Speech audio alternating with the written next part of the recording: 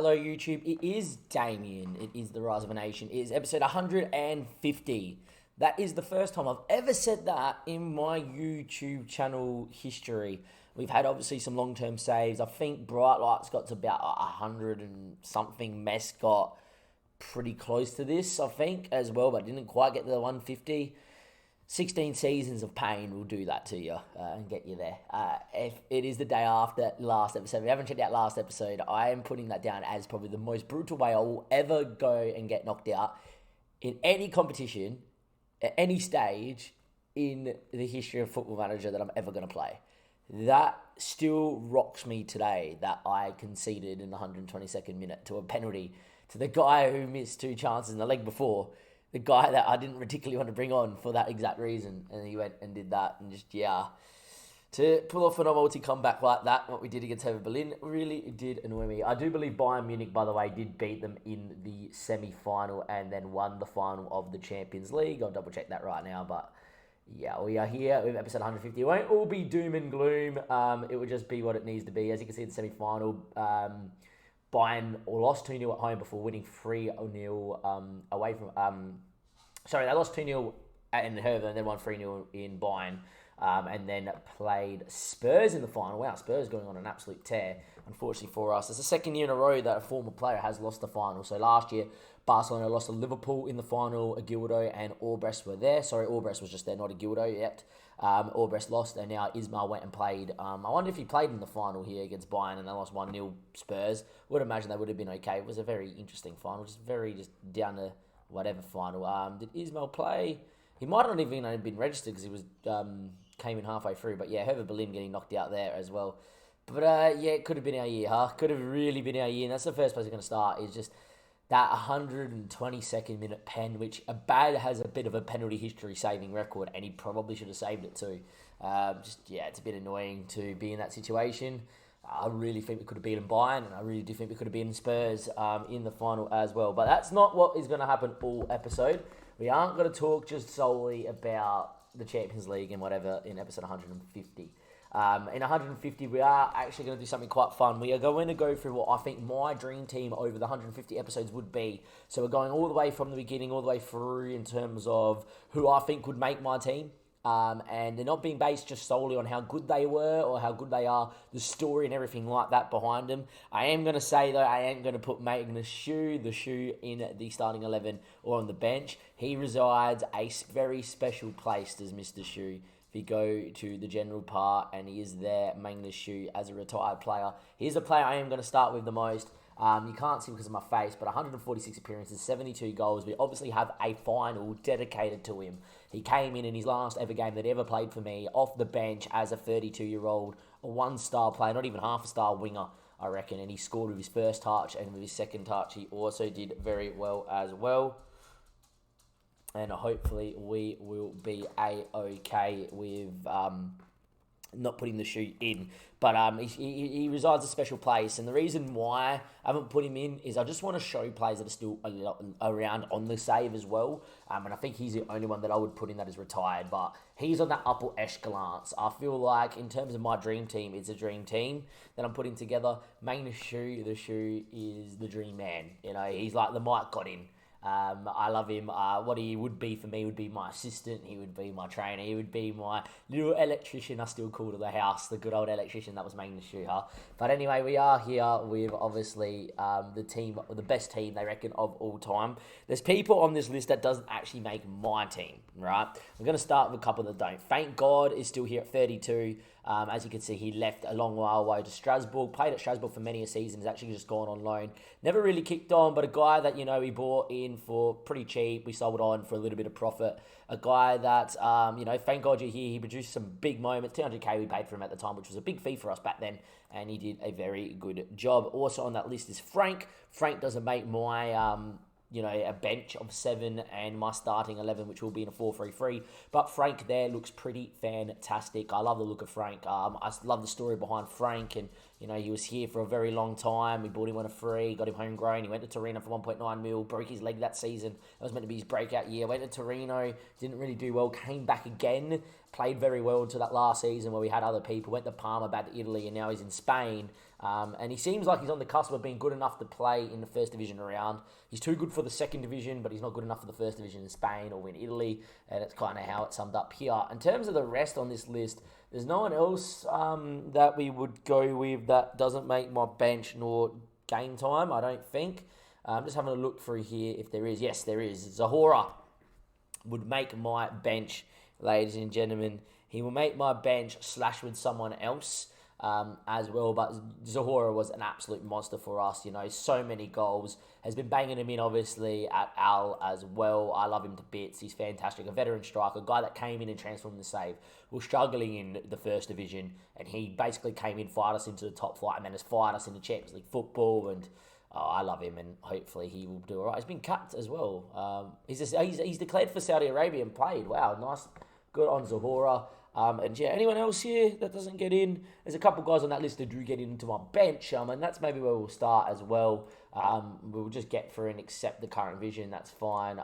And we'll discuss the plans for next season, which will be to do, congratulate them on the title-winning side. Exactly the sort of reaction.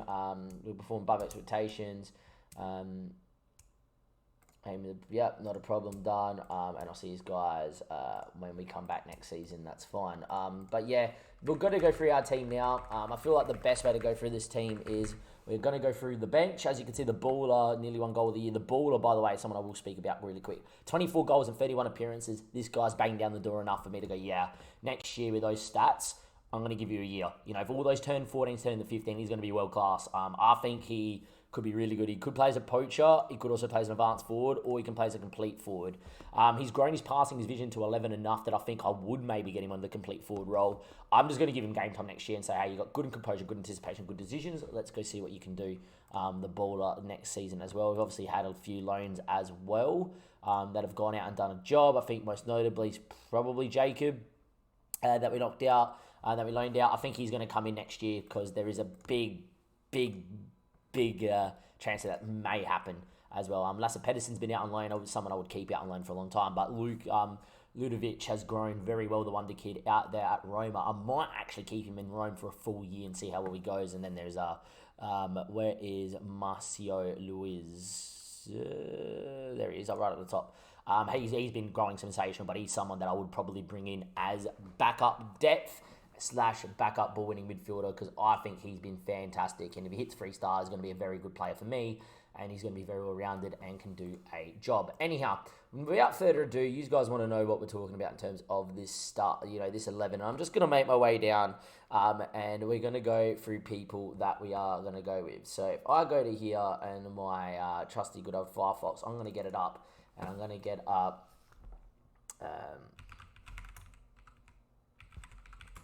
And I'm going to get up the website that I have been using for this as well.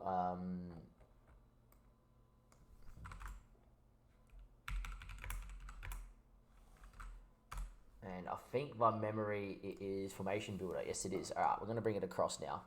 And we are going to, not in any particular order, we are going to play a 4-3-3 because that is the system that has done the best damage for us. A 4-3-3 like that. Don't worry about the squad numbers. I'm actually going to just... we'll leave it as it is. That's fine. We'll leave it as it is. In terms of my bench, though, I am going to put my bench here in Notepad as well.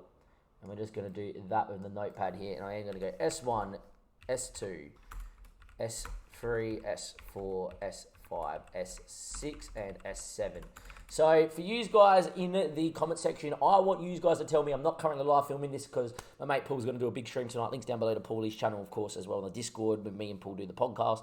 I highly recommend that as well. But with me and Paul, Paul probably going live and doing a bit of big stream tonight for his save. I'm actually going to focus on Dortmund tonight myself. So for this fact, Dim Sim, Rods, when you all watch it back, this is my dream team. AJ, my dream team over the years. You guys let me know what you think. And I am going to start with the bench. I'm just going to fill it out. Muni, Zaga, Muni, we're going to put him in, would make my bench, which probably means you know who my starting 11 is. I am going to put a man that, he didn't do a lot for me, but a man that had a very good story in Petna as well. Hannibal, the animal, is someone that we would definitely have a look at as well. My mum's just home, so that's fine. Big Bad Kenny, Kenny Milford, obviously a great little player for me. Ren Sheng doesn't make my starting 11, but I think he's been one of our better defenders. Him and Marquez are very close. Summer Reva does make my starting 11, my bench, and there's a reason to that one there. And lucky last is a man called Oscar Sandu / Zahora. That does make my bench as well. How are you, mother? Good to see you. But we will go through these players here to start. So as you can see, Munizaga makes my starting, makes my bench. And the Paris Saint-Germain goalkeeper, he's gone on leaps and bounds. The Chileans played 84 caps. And the reason why he makes my bench is the fact that Abad's been so good for me since coming in. He kicked up a fuss a few times that he wanted to leave. He went to Wolves. He got a big money move to PSG. He's been a fantastic, out of this world goalkeeper, Munizaga. And arguably maybe is even better than Abad. You know, we could probably compare him to Abad while we're here. Let's see who is who. Munizaga's a better shot stopper. Abad's probably a little bit better off his line and physically. But yeah, they're both very good. Obviously, Abad won goalkeeper of the year with me. That's not a tiebreak I've gone with. He's won goalkeeper of the year with me. Munizaga didn't. But Munizaga, you look back at him and he's fantastic. I love him a lot. He came in at a time where I didn't think we were going to get him. Real Madrid went in for him at the same time as me, offered him a key player, a lot of money. And he said, yeah, I'm going to come to you over Real Madrid. One of the very few players that have done that on the save where they've chosen us over a bigger club. And he went and played fantastic. Then in form of Abad, and Abad off the bench was really good. And we took the money. He was upset. But, great player. I love Munizaga. I think he's been fantastic. You look at him, he's so well-rounded as a goalkeeper. Between Munizaga, Abad, and Oglev last year at Metz, we've had some out-of-this-world goalkeepers on paper. Obviously, the story of Alex Smithies, he brought him in for very cheap from Cardiff at Sunderland, and he got me promoted, and he kept me in the Premier League, and he pulled off double saves, and obviously in his last ever game for me was the Europa League final. We gave him an aging Alex Smithies. We gave him the final just because, and he saved 2 penalties that day, and we won in a shootout against Rome, I reckon it was. Is probably the reason why if I ever did a full term, all my saves, Alex Smithies would be my number 1 keeper because he just was so good. It would be close between me and Oglev, to be fair, because Oglev won me that Champions League final against Chelsea off his own hands. But, Munizaga, out of this world, and I do love him, and there we are. The second one on the list was a man called Penna. Penna can obviously play out wide and free here. He did go to Dortmund on the save. He obviously came to me on a free, wanted to leave.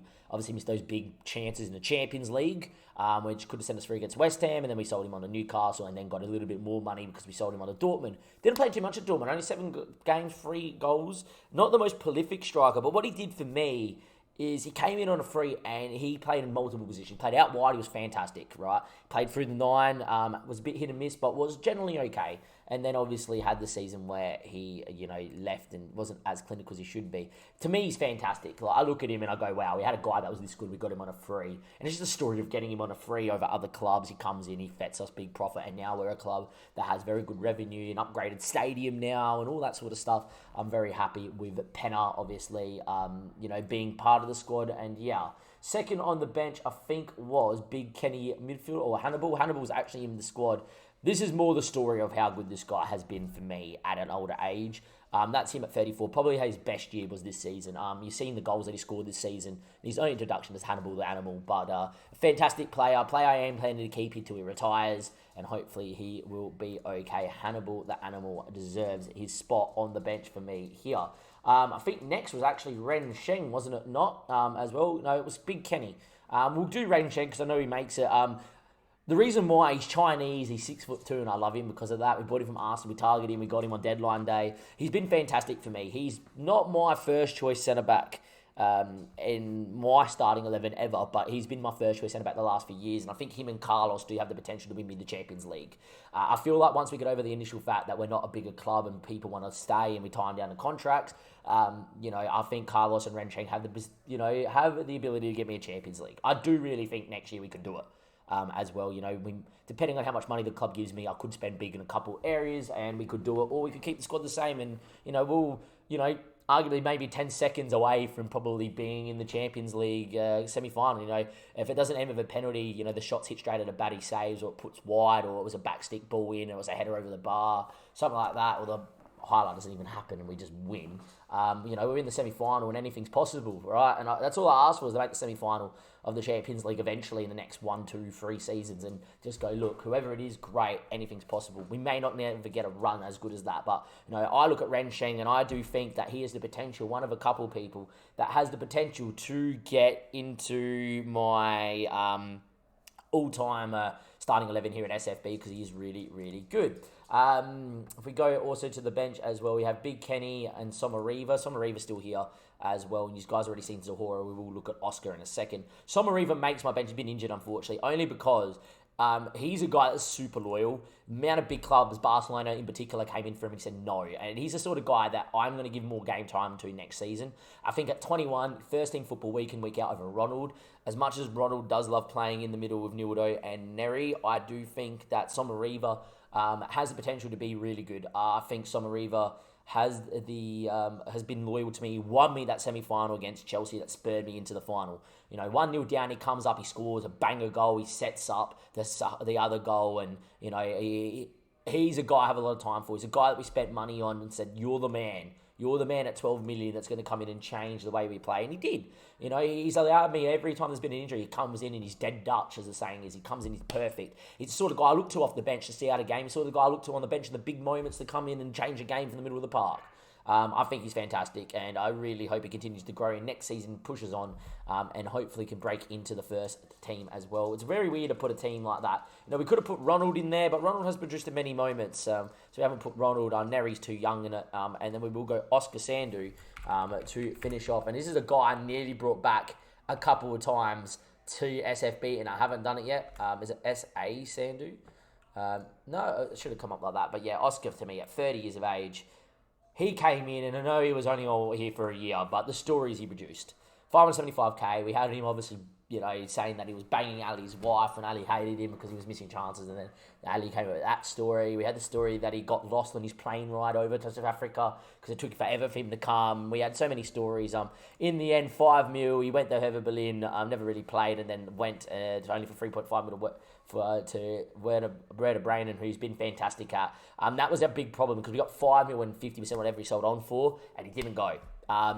Different day, he plays for Hertha Berlin, probably had a very good career there. I put him in there because I really do think that if he didn't leave at the time, he would have been the number one striker for us for many years. I actually think he would have looked better than that because he would have played week in, week out. Secondly, and the reason why I do hold so much time and with Oscar as well, is he's never once in the scout report said he doesn't want to come back. He's always gone, I'm extremely interested in coming back and playing for me, which is great. And look, I think the story behind Oscar Sandu was good, and at the time, 5 million was a lot of money. It transformed the save, and I really do think there's a special place for Oscar in this save. We looked at Oscar in high hopes, and we should have, and there's still a part of me that wants to bring him in, even at 30. The South African's been a massive part of the save, and there we are. All right, so that ends the little bit of the bench, but there is a couple of special players that I have to mention. First one is Villahermosa. He played a lot of game time for me. Danny Villahermosa retired at the age of 29, which starts playing 122 games. You can't see that past my face. Doesn't make the team. I actually think Villahermosa in his prime would have been a very good ball-winning midfielder on defend for me in this system. I really wish he did well. Obviously, the Spaniel loanee was great. He came in, he got me promoted. He was fantastic in the lower divisions, and then went to Esberg and played super well, played against me a couple of times. But I thought he was fantastic, and hopefully he will continue to be forever in our hearts, a player that we cannot forget. One of the old school ballers, and there is one more that we have to bring in, and his name is Neil Jenkins. The amount of times this guy popped up with a goal, playing in the USA at the moment, was fantastic for me. Came in on a free from Western United, played at Adelaide United as well. He's been fantastic. Average of 7. Every time we asked him to do something, he did it. And then for the good of the save and for the money we brought in, we were able to get in good players. I think we brought him in, and we got in maybe God or something like that around the time. That progressed the save. He went to Dynamo Moscow where he played a lot of times and scored goals, and we played him as a winger, we played him in the shadow strike, we played him everywhere. He used to score big goals in the league. Back in the times we used to fight to try and win the league, he was fantastic, and played 81 times for Australia and scored 66 goals. The Australian's been very good. I think he's been fantastic. He's also English as well, but I'm glad he declared for Australia, and look, I think he's been fantastic. But now it is time for us to go with us building our starting 11. And I think we start with goalkeeper, and we start with the man that would be vice captain for the team, and that is Mr. Pal Abad. Like we just did before, we compared him to Munizaga, the only player at SFB history to make the World Team of the Year. He was fantastic. He's a pretty good shot stopper, but physically unbelievable, and the guy has got ice in his veins. The amount of times he's made big saves, he's made multiple penalty shootout saves and penalty saves. Fortunately, didn't do it this season, but you're not meant to as a goalkeeper, but he's been fantastic. The amount of times, Man City 2 years ago in the group stage, he goes and gets an average rating of an 8, we win 1-0. The amount of times he's kept me in games against Barcelona and Madrid and, other games, and he's fantastic. There's some games that we win even in the League 1-0 and you just go, wow, he just made a worldie of a save after doing nothing. He is Oglev levels. I think Oglev was better on paper, but he does some stuff that Oglev used to do for me at Mess, and definitely vice captain of the current team, and definitely my vice captain here. And I think he's fantastic. The longer we keep him, the more chance we've got of Champions League glory, because I think he's a worthy enough goalkeeper to win the Champions League, the 23-year-old Uruguayan. Before I forget, by the way, Nilsson scored 30 goals this season, 20 and 31. Playing some games off the bench, some playing starting. This guy's going to be probably my number one with the baller next year, and with Lars playing as a backup winger. If he hits his potential, this guy would make this team hands down, because he has the potential to be one of the best strikers I've ever used on FM. And that's a big shout, because I've played with Haaland. On the right-hand side, it's a very easy one for me. The guy's been here for a long time. It's a bit more of a traditional 4-3-3. Could put him on the left-hand side, but I haven't. And his name is, of course, Mr. Ibe. Ibe's still here. On the left-hand side, he's playing for me, but he can play naturally on the right, and that's where we do use him. He is best on the right. There's part of me, by the way, that actually wants to build a 4-2-3-1 with inverted wingers. It may or may not work. I've seen it work for Paul. And if we do that, we get this guy in his most natural role, which is bombing on the right-hand side, which would be great. And it allows me to lose Vertu, who's the wonder kid on the left-hand side as well. It's something I may work on. It does depend what happens with Nildo, and, Neri's been fantastic, so why would we kill that? But it wouldn't be the end of the 4-3-3 by no mean or stretch. Fantastic player. He's been here for a very long time. Picked him up for 18k, ladies and gentlemen. 18k. The fact we have a guy we've had for 18k and he's had bids of 60, 70 million and we've rejected him and he's still fantastic and world class is fantastic in itself. I do think there is a day that we probably do take 80k, 80 million, 70 million for him. Don't think the next window is it. I do want to keep this squad for one season. Say, hey, made a quarterfinal of the Champions League, won the Europa League the year before. Let's go win the Champions League next season. But I'm fantastic. Can't sing his praise enough. And he is pretty nutty. And the fact we got him for 18k was huge. Your back two is Sander Bloom, who's your current captain at the club, but won't be my captain here. And Ortiz, the former man as well. Agildo would play at the back, but he's going to probably play in here. And it's fair to say that that Agildo is coming in the middle of the park as well. But we'll look at Sander Bloom first because he's still here. He plays on the other side. The fact that Man United have loaned this guy into me for 1, 2, 3, 4, 5 years is ridiculous. He's always played well. He does play as a winger for me. I'm inverted wing back here on defend or on attack there, but he's a great defender. I would rather him be playing in the middle of the park. I'm not going to lie. At centre back with probably Carlos and Rensheng as the backup. But at the minute in this system, our team suits this system so well. And it's part of the reason why I don't want to play 4-2-3-1 is I do have a team that suits 4-3-3 so well. We're going to play 4-2-3-1. Might as well just play 4-4-2. With the striking power that we have. And this guy as an inverted wing back's unreal, but as a centre back, you look at him and I can't believe a guy that's been capped 60 times by Denmark and is probably one of United's best centre backs has joined me again on loan for the 5th season. Next year is going to be season 6 and we've had him on loan for 6 seasons. Ridiculous. Cat out the way, whatever, man. But Sander Bloom, unbelievable on that side there. And then we have Ortiz. Imagine we still had this guy. He's been at Bayern Dortmund for years. Now, 20 mil release fee. I'm so sad that we couldn't. We tried everything to get that out of his release fee, out of his contract, and his agent never could get rid of it. And in the end, when the Dortmund's played so well, fantastic, world class, elite. You knew he was going to be good. Imagine if we had Ortiz, Agildo, and Bloom in the same team. We would not concede. He is fantastic. I really, really, really wish we still had him. I would love to one day bring him back at maybe 32 if we still haven't won the Champions League, comes back in for one last chance to win it with me. That would be great. I don't think that would happen, but Alexander Ortiz, great player, one of my favourites, and could you imagine that partnership here as well on the other side? It would be pretty fantastic. On the left back, though, his name is Eugene Neff. He isn't going to be my captain here either, and there's only one reason why he's not my captain is I'm giving it to a guy because he deserves it. Eugene Neff was my captain for a long time, and he probably should be captain here. There's part of me that wants to bring him back as well because we could win the Champions League. I nearly did it if we sold Ibe to Leicester for 62 million a season or so ago. Look, he's gone and played a million games for me. Adelaide United, Adelaide born. I'm an Adelaide boy. I love it, right? A great story as well. He's gone out there, 6.5 million he has gone to Udinese, and he's played well. He played okay in Serie A. They got relegated in Serie B. He's played very well as well. I love him. He's physically unbelievable. He will be my left back on the left-hand side in this dream team. And I can't say much more. He played 187 games, for me. And he used to be able to hit a bomb too, and I love him. And Eugene Neff forever will be my fullback. You guys know Gildo is in the middle of the park, so we'll just go quickly have a look at Gildo. You guys know how good Gildo has been. He's won a few honours here while being at Barcelona as well. I think they've won the league. 88 million, cost me 12 million. A great signing that. 5 assists, a goal, and 2 player of the matches. Probably playing at centre back more than CDM, but it'd be interesting to see where he was playing. He played here for me as a ball-winning midfielder. He is legitimately the GOAT of the system. I think we won the Champions League on the basis of him. And I really do think if we had him this year in the Champions League, we'd win the Champions League. I really do think the fact that we didn't have a settled number 6. I think Neri's now very settled in the role. It's great. But the fact that we didn't have a world-class number 6 in the middle of the park probably is the reason we didn't win the Champions League. He is unbelievable. One of my best ever centre defensive midfielders I've ever used. And look, I just can't sing his praises enough. Gildo, what a player. 6'2", elite. Him, Ortiz, and Sander Bloom as a free would have been unreal. And yeah, fantastic he was. But now we are going into the middle of the park, ladies and gentlemen, boys and girls. And there is a couple of men that we need to put in. His first one is Yepi, and he will be your captain.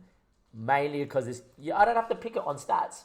By the way, the numbers are really, really, really annoying me. Can I show you positions? Yeah, beautiful, great. And obviously Nildo on the other side, huh?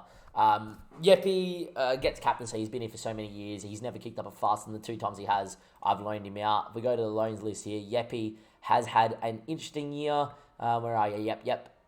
Yepi. Yeah, there he is. Right, I've actually got him clicked. Wow. 6.89. He's been fantastic. I love the look of him. I'm going to tie him down to a new deal. I always look at him and go, man, you are the definition of a box-to-box midfielder. To be fair, there's a ball-winning midfielder in him. Does anybody, when watching this back, think we should retrain Yepi as a ball-winning midfielder on defend and seeing if he plays ball-winning midfielder on defend very well? And imagine it's Yepi. Yepi comes in, he learns the system. Him and Neri interchange. He loves the system, and off he goes. Look at him, ball-winning midfielder on defend. He does it very well. I look at him and I think he's just a complete box-to-box. Could also play shadow striker. He was fantastic for me. Look at how many years he was here. Look, 1, 2, 3, 4, 5, 6, 7, 8, 9, 10, 11, 12, 13. 14 seasons he's played for me. 14. He's averaged 347 total games. All right. He's been fantastic. Some at shadow striker. There was a season where he scored 11 and had 12 assists back in the day. He was fantastic, was Yepi Hansen. I can't sing his praises enough. He has been amazing. He's played 299 games for SFB. He's definitely going to come back and play first game of the season next year to get 300 in the league. I love him to bits. And on the other side, it's a man that's still here. It's Nildo. He's been fantastic in the advanced playmaker and attack role. There's a problem, though. He does not want to sign a new deal because he doesn't match our ambitions. I'm going to risk keeping him here next year and leaving 2 years on his contract after that.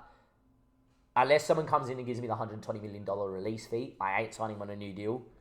Unless A, we can sign him on a new deal with a bigger release fee, or with a $100 million release fee's fine. But secondly, I want to keep him here next year because I think I can win the Champions League. I really do. This guy out wide or an advanced playmaker role in attack is fantastic, and I love him. And I really do think Nildo deserves to be in my team. I know he's been here for a short amount of time, but the things he has done have been incredible. And I really do think that with him we could win it. And he is on paper one of the best players I've ever used on Football Manager, period. I just think he is the GOAT. I just really hope he stays. And yeah, my Champions League aspirations rely on him. And then we go into the final 3. On the left-hand side is a man called Jefferson who scored in a Europa League final. On the right-hand side, it is Lars, a man that's come through my academy. And then it is Wirtz up top. A man that's kind of fallen out of form and will probably not play for me anymore. But what a team that is, by the way. Where do you think that team would do in the Champions League and will win the league?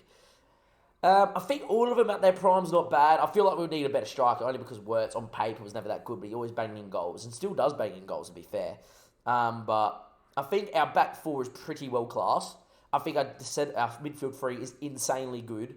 I think our left winger is pretty good. I think Lars isn't the best winger we're going to ever have, but he could do a job, and Wertz up top. But our bench is world class, I do think. You know, you have Penno, who's world class to bring on. Hannibal is pretty world class to bring on. Rensheng is a pretty world class midfielder. Centre back can play left back. Somariva's borderline world class.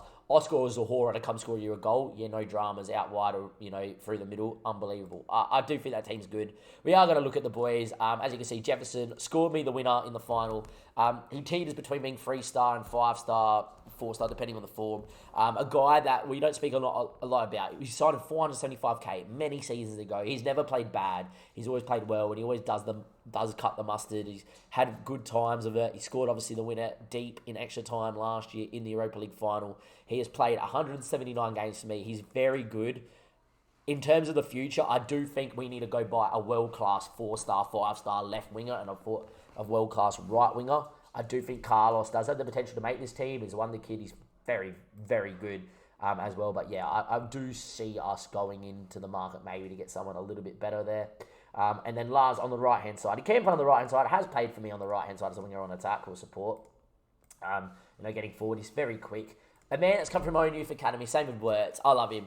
I think he's been fantastic. He's had a season where he's banged in goals. He's won World Golden Ball once as well. I think it was a season where he scored 22 goals, or it might have been the season he scored 19, actually, now I think about it. He scored a few in the Champions League. He scored 5 in the Champions League as well. That was a year we made the quarterfinal of the Europa League, I reckon. He's been fantastic. I love the look of Lars.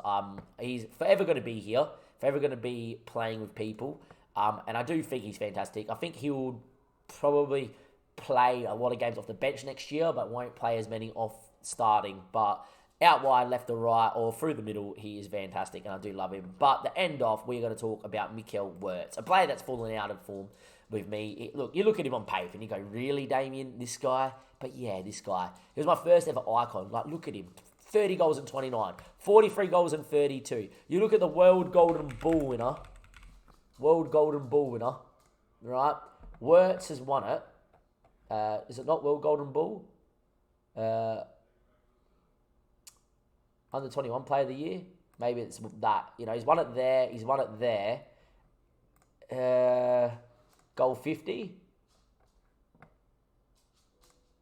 I don't know. And it's not next gen. I know that. Wertz won it here and here. But you see what I mean?